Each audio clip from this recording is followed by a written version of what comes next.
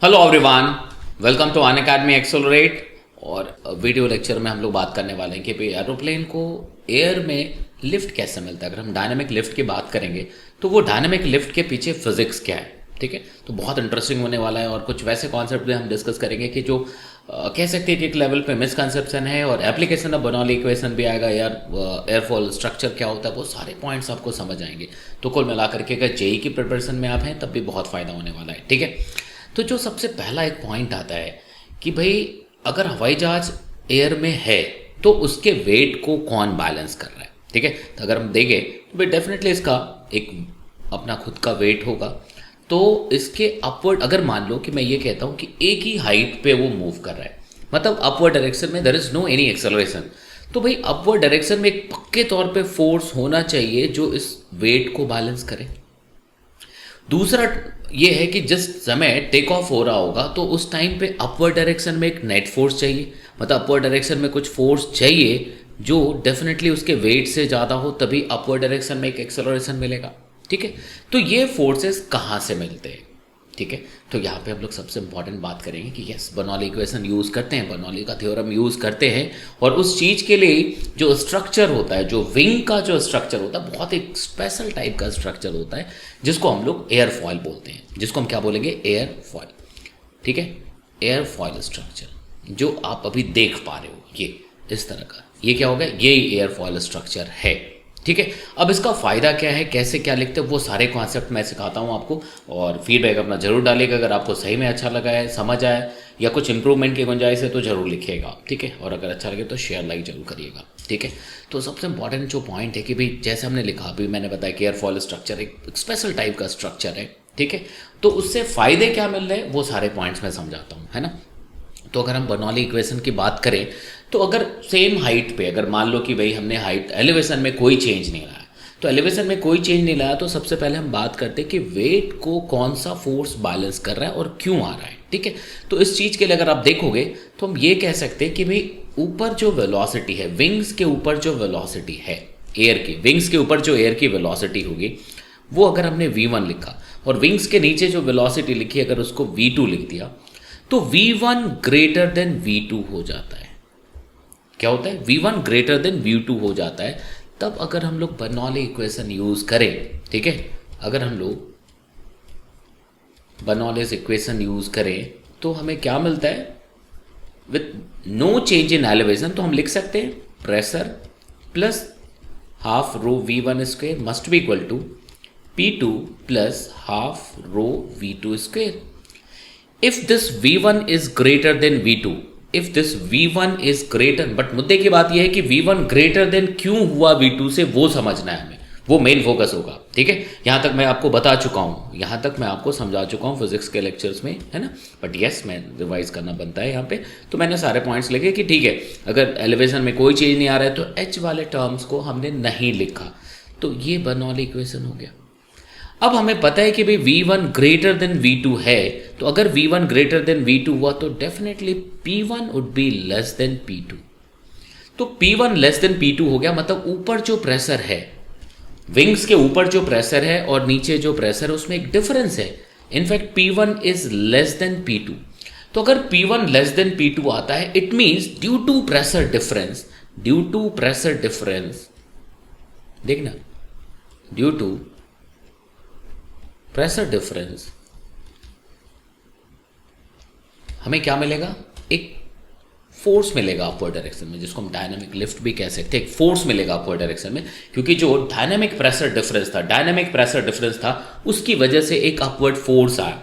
तो ये जो फोर्स आ जाएगा उसको हम लिख सकते हैं delta P into area, change in pressure into area, उसका वाई कॉम्पोनेंट लिखेंगे, तो इस डेल्टा पी की वजह से एक फोर्स आ गया, और वो फोर्स हमारे वेट को बैलेंस कर रहा है। तो इस फोर्स का जो वाई कॉम्पोनेंट है, इस फोर्स का जो वर्टिकल कॉम्पोनेंट है, तो ड्यू टू प्रेशर डिफरेंस जो फोर्स आ रहा है उसका जो वर्टिकल कॉम्पोनेंट है वो वेट ऑफ द एरोप्लेन को बैलेंस कर रहा है।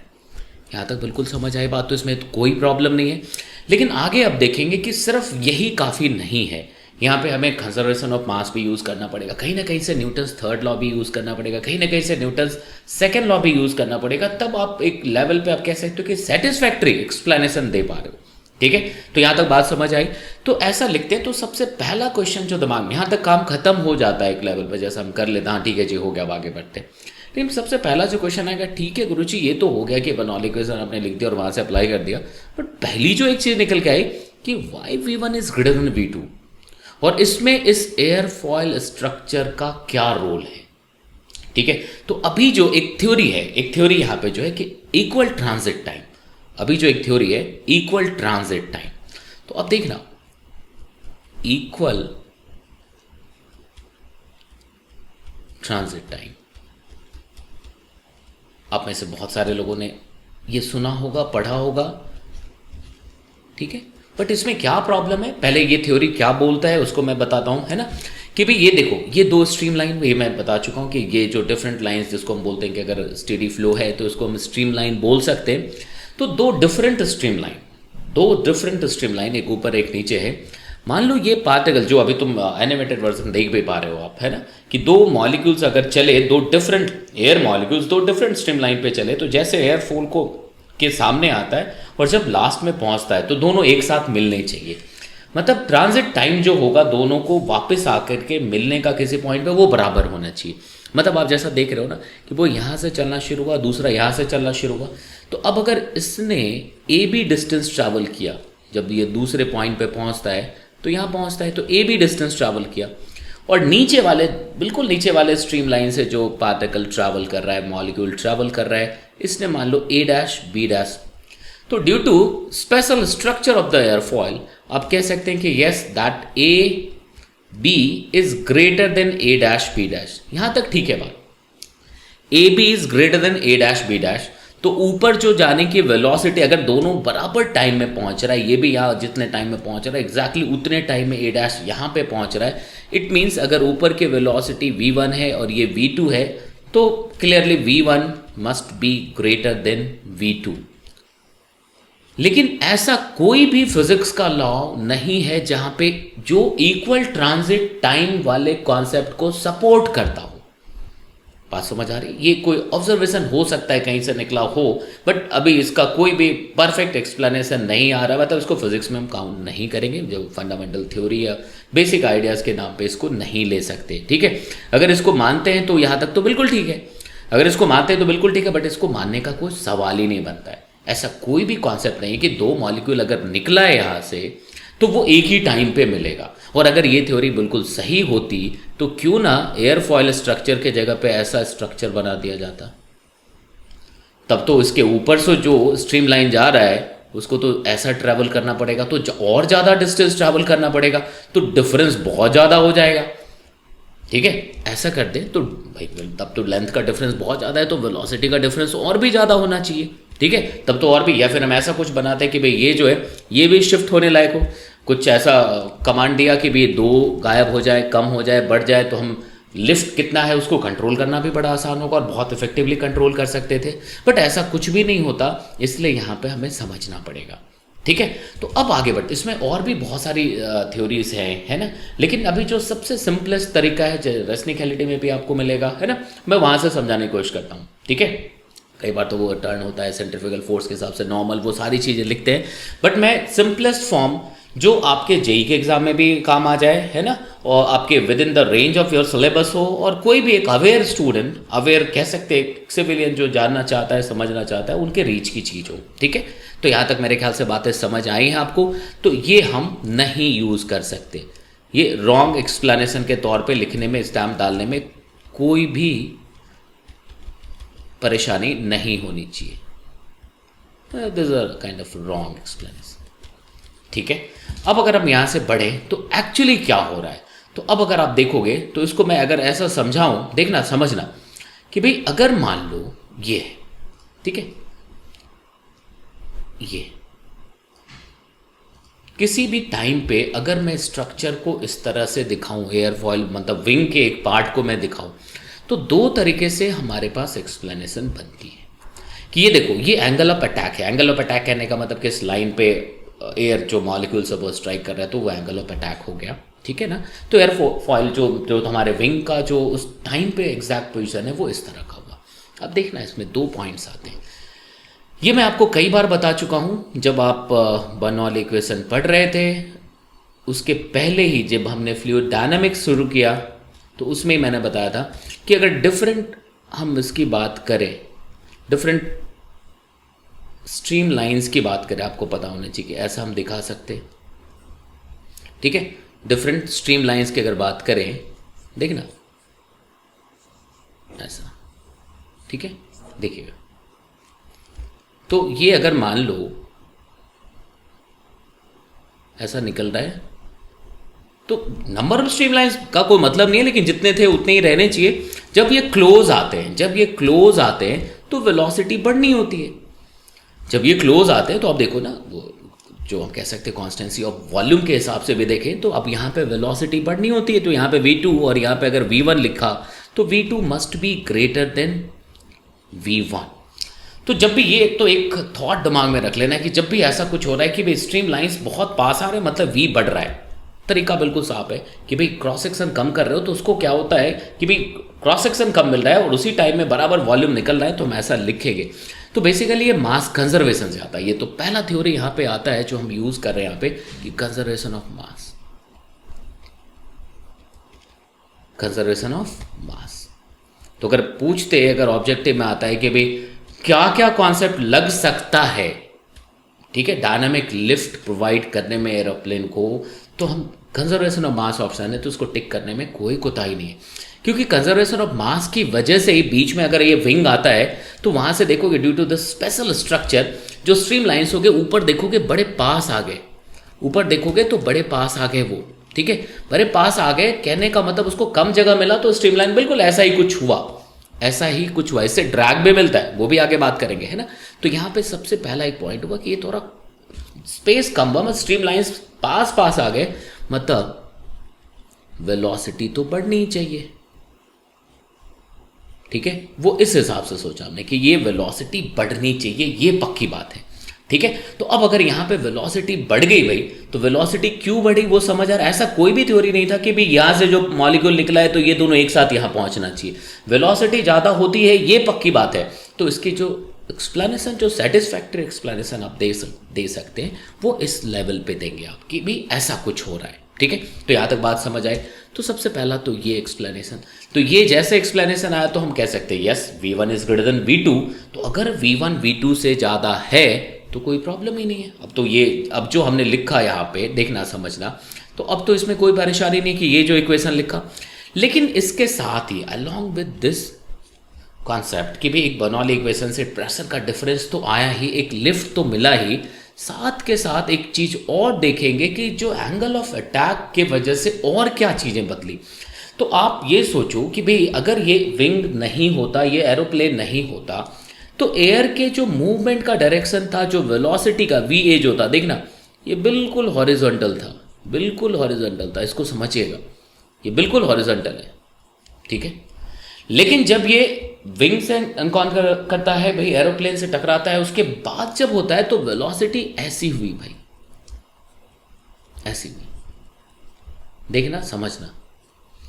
तो वेलोसिटी ऐसे होने का मतलब क्या हुआ कि भाई एयर, भाई इस पूरे प्रोसेस, इस इवेंट के पहले, ये जो इवेंट हुआ अभी यहां पे विंग से टकराए लोग, तो उसके पहले अगर वेलोसिटी हॉरिजॉन्टल डायरेक्शन में, उसके पहले वेलोसिटी हॉरिजॉन्टल डायरेक्शन में, देखना समझना, इसको मैं थोड़ा नीचे ले लेता हूं, ठीक है।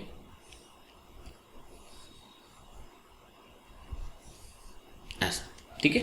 तो उसके पहले जो वेलोसिटी थी वो हॉरिजॉन्टल डायरेक्शन में थी, और उसके बाद इसका एक y कंपोनेंट भी आपको दिख रहा है, इसका एक y कंपोनेंट भी आपको डाउनवर्ड डायरेक्शन में दिख रहा है। मतलब उस पूरे एयर के पार्ट को अगर मैं एक सिस्टम एज्यूम करूं तो उसने डाउनवर्ड डायरेक्शन में एक मोमेंटम गेन किया है। पहले वो हॉरिजॉन्टल, अब कुछ ऐसा हुआ तो यस एक्स भी है, but at the same time y component भी दिख रहा है।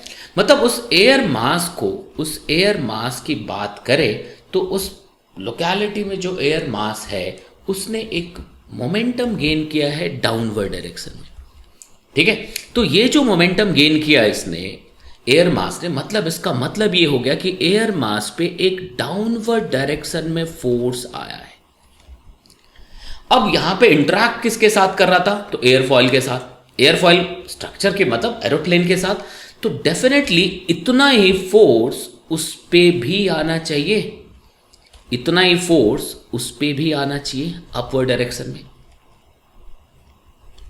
तो ये भी एक फोर्स आएगा। तो कुल मिलाकर के जो लिफ्ट मिलता है, जो डायनामिक लिफ्ट मिलता है एरोप्लेन का, उसमें इसका भी कंट्रीब्यूशन निकल के आएगा। ठीक है ना, इसका भी कंट्रीब्यूशन निकल के आया, प्रेशर डिफरेंस की वजह से एक लिफ्ट मिला।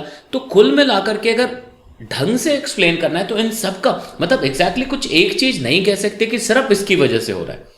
भाई हमें फिजिक्स अप्लाई करना है। जब हम +2 लेवल पे फिजिक्स पढ़ रहे होते हैं तो जो फंडामेंटल्स जो पढ़ा है आपने, जो बेसिक आइडियाज, जो बेसिक कॉन्सेप्ट्स डेवलप किया आपने, वो अगर सही है तो उसको हमें ढंग से अप्लाई करना है। तो हमें ये दोनों चीज़ें बिल्कुल बराबर इंपॉर्टेंट दिख रही है कि अगर ऐसा हो रहा है तो ये भी बहुत सही है, तो ये भी लगाना है आपको। ठीक है, और ऐसा नहीं कि रेसनिकलिटी में भी देखेंगे वहाँ पे भी ये चीज़ें लगाई गई हैं। ठीक है, तो यहाँ तक बात समझ आ रही, कोई दिक्कत है किसी को इसमें?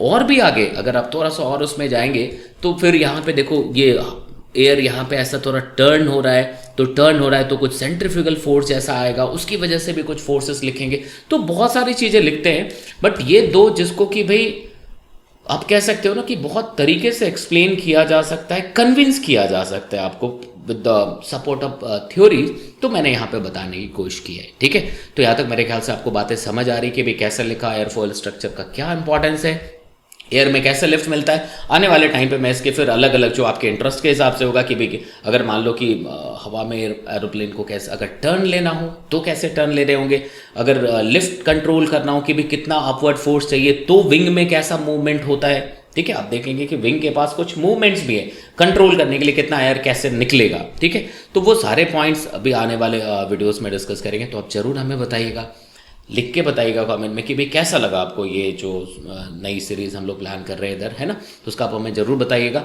और उस पर बेस्ड, और ये बिल्कुल within the range of JEE syllabus है, तो आप ज़रूर इसको देख सकते हैं। ठीक है ना।